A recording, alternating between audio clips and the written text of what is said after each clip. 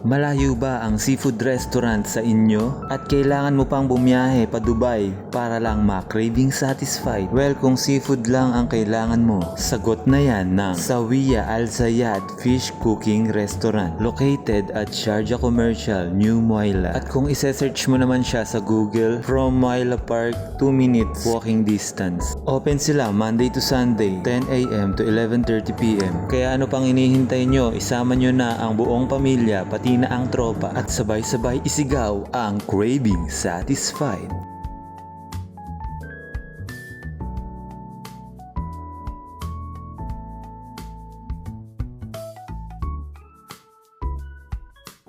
Sa totoo lang, kung ako ang tatanungin nyo, masasabi kong affordable ang restaurant na to at highly recommended kasi makakabili ka ng isang platter worth 80 dirhams na good for 4 person na. Kaya kung 4 kayo, para lang kayo naghati-hati sa 20 dirhams. Kaya goods na goods to, na-enjoy mo ang seafood sa halagang 20 dirham. At kung makikita nyo, fully loaded siya ng seafood with rice. Kaya wala ka nang hahanapin, lalong-lalo na kung seafood lover ka.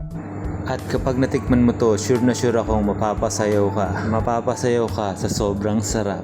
Kaya tara, samahan nyo kaming kumain at lantakan ang seafoods.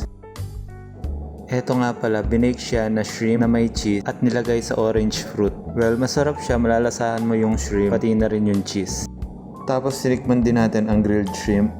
At eto ang talagang gustong gusto ko, ang lobster. Na kahit hanggang ngayon sa pag-i-edit ko, ako'y natatakam. Kaya talagang babalik ako dito.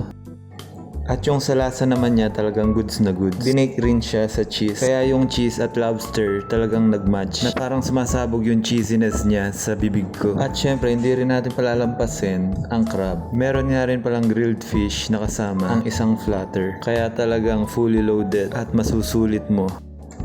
At oo nga pala, pamilyar ba kayo sa saluyot? Yung kulay green pala na nasa mangkok, isa siyang klase ng soup na gawa sa saluyot na talagang healthy. At dahil kumain tayo ng matatabang pagkain, kailangan natin ng pangontra. So paano guys, hanggang dito na lang muna tong video na to. See you sa next video.